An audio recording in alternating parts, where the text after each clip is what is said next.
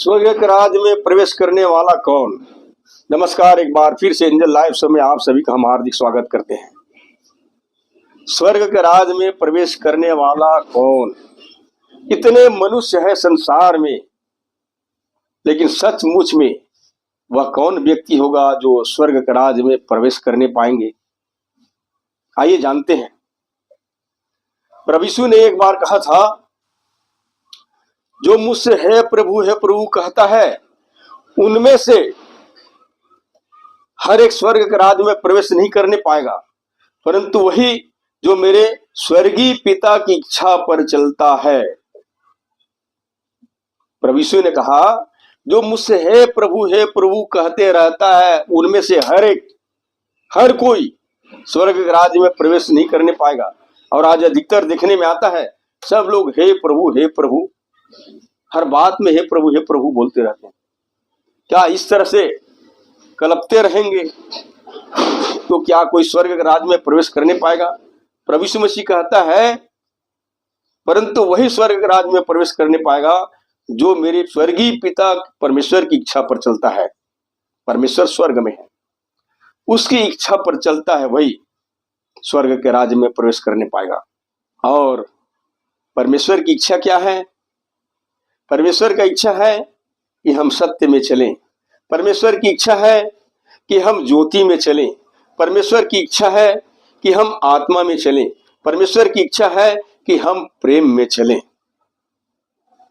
ये चारों यथार्थ एक ऐसा यथार्थ है जिसमें बने रह करके ही कोई व्यक्ति स्वर्ग के राज्य में प्रवेश करने पाएगा, जहां परमेश्वर स्वर्गीय सिंहासन में विराजमान है। आइए जानते हैं कुछ बातों को। प्रभु ने कहा, ये लोग जो मुंह से मेरा आदर करते हुए समीप आते, परंतु अपना मन मुझसे दूर रखते हैं, और जो केवल मनुष्यों की आज्ञा अनुसार सुनकर मेरा भय मानते हैं।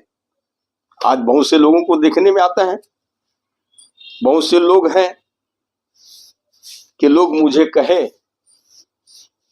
कि ये परमेश्वर के पास में नहीं आते हैं। यहां पर लिखा है, लोग मुंह से आदर करते हैं। बहुत से लोग परमेश्वर की आदर को मुंह से करते हैं, लेकिन उनका मन उससे बहुत दूर रहता है। इसलिए प्रभु यीशु मसीह ने कहा, जो मुझसे हे प्रभु कहते हैं। प्रभु यीशु मसीह ने एक बार कुछ इस तरह से भी बोला,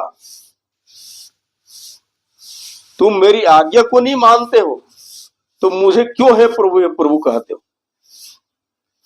अब ये बाप का बेटा अपने बाप को पापा पापा करके चिल्लाते रहेगा और उसकी आज्ञाकारिता से बहुत दूर रहेगा, तो क्या उसका पापा उसकी हर ख्वाहिश को पूरा करेगा। नामुमकिन है। इसलिए मेरे प्रिय भाई बहनों, पिता की इच्छा पर चलने पर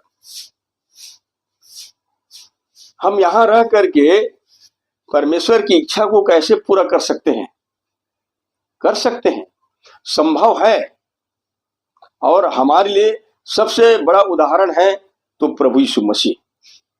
हम प्रभु यीशु मसीह की गुण और स्वभाव का अनुकरण करके अवश्य रूप से हम परमेश्वर पिता की इच्छा को पूरा कर सकते हैं। और परमेश्वर की इच्छा है कि हम सत्य में चलें। परमेश्वर का वचन हमें बताती है कि सत्य को जानोगे और सत्य ही तुम्हें स्वतंत्र करेगा। इसी तरह से परमेश्वर की इच्छा है कि हम आत्मा में चलें, क्योंकि लिखा है परमेश्वर आत्मा है और परमेश्वर की आराधना करने वाले को आत्मा और सच्चाई से करना चाहिए। लेकिन जहां आत्मा और सच्चाई से उपासना करने के बजाय हम मुंह से उसकी उपासना करते हैं, तो क्या इससे परमेश्वर की इच्छा पूरा होगा। मुंह से कह देने से, मुंह से बोल देने से क्या परमेश्वर की इच्छा पूरा होगा। परमेश्वर चाहता है कि जो कुछ भी उसने करने के लिए बोला है वो करना है। और परमेश्वर की इच्छा है कि हम प्रेम में चले। प्रेम के बारे में लोग बहुत सारे परिभाषा देते हैं, लेकिन अपने जीवन से करके नहीं दिखाते हैं। पवित्र बाइबल हमें बताती है कि प्रेम ही सबसे उत्तम मार्ग है।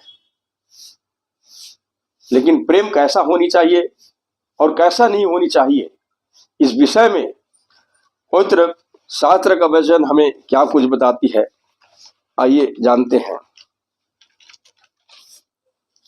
जैसे लिखा है, यदि मैं मनुष्यों और स्वर्गदूतों की बोलियां बोलूं और प्रेम न रखूं तो मैं ठनठनाता हुआ पीतल और झंझनाती हुई झांझ हूं।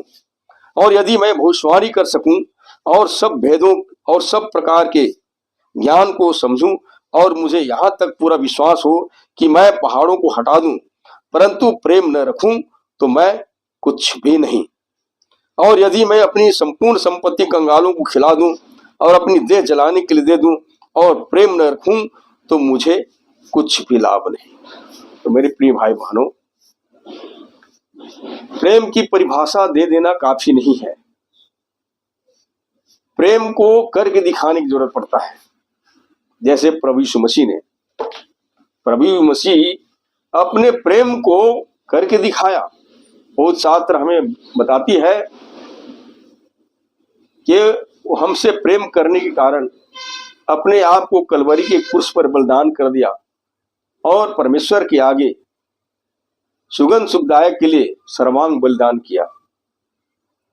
परमेश्वर के बारे में हम पढ़ते हैं, क्योंकि परमेश्वर ने जगत से ऐसा प्रेम किया कि उसने अपने इकलौता पुत्र को दे दिया, ताकि जो कोई उस पर विश्वास करे वह नाश न हो परंतु अनंत जीवन पाए। यह है प्रेम। प्रेम केवल कहने के लिए नहीं है, करके दिखाने के लिए होता है।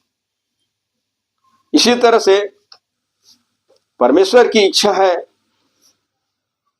कि हम ज्योति में चले, क्योंकि परमेश्वर ज्योति है और उसमें कुछ भी अंधकार नहीं। यदि हम कहें कि हमारी सहभागिता ज्योति के साथ में है और फिर अंधकार में चल रहे हैं, तो हम में सच्चाई नहीं। आज बहुत से लोग ऐसे ही हैं, दावा तो करते हैं कि हम सच्चाई में चल रहे हैं, लेकिन जैसे दिया जलता है और दिए के नीचे अंधेरा होता है, वैसे ही मनुष्य के जीवन भी दिखावा प्रेम करते हैं, छलावा प्रेम करते हैं और लोगों के बीच में अपनी बाहरी चेहरा को दिखाते हैं, लेकिन अंदर में उसके भीतर चमक नहीं होता है।